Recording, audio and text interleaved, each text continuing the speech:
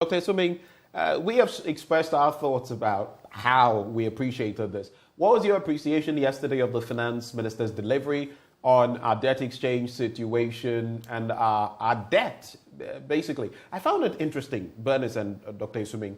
You remember where in the statement emanating from the finance ministry, they talk about the fact that our debt, both external and domestic, is unsustainable. I found that curious. Yes, that is why we're going for the program. But at the same time, one of the preconditions for an IMF deal to be concluded is sustainability when it comes to debt. Your reactions, Dr. Asuming?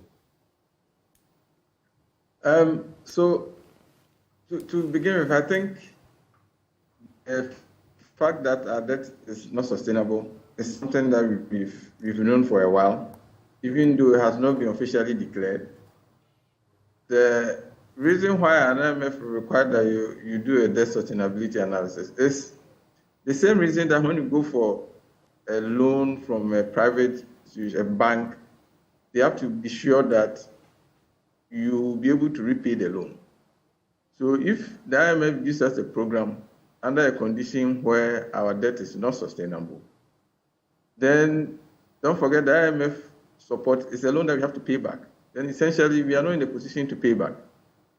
So that is what is expected. But in terms of our current debt situation, I think it's been obvious for a while now that our debt is not sustainable.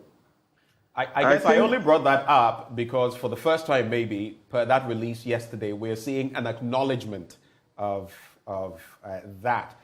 Point 3 of the release from the finance ministry, which ends: the government's debt sustainability analysis, that's the DSA, has demonstrated that our public debt, both external and domestic, is unsustainable. No, you are right. We've had the sense of that, but it's the first official confirmation. I think, don't forget that the full debt sustainability analysis has not been published.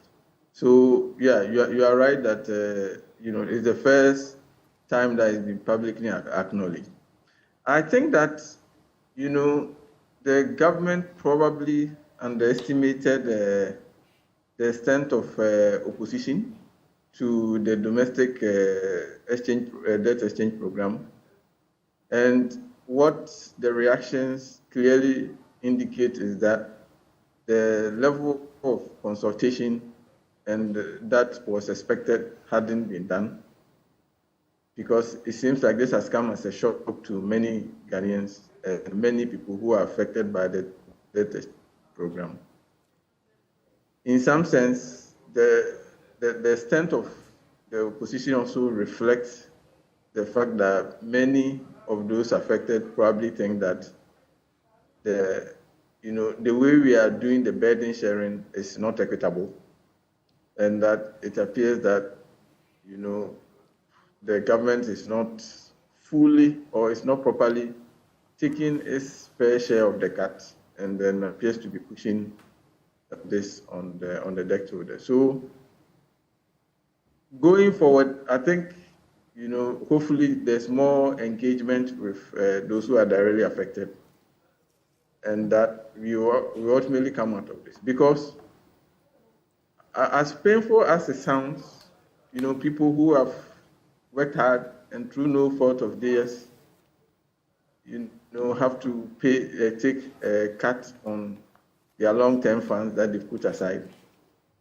As painful as it is that they are not directly responsible for the current economic situation we find ourselves, having to bear these pains, we have to understand that if the debt exchange program fails and we are not able to secure the IMF program now, there's going to be a bigger pain for all of us to deal with much later on.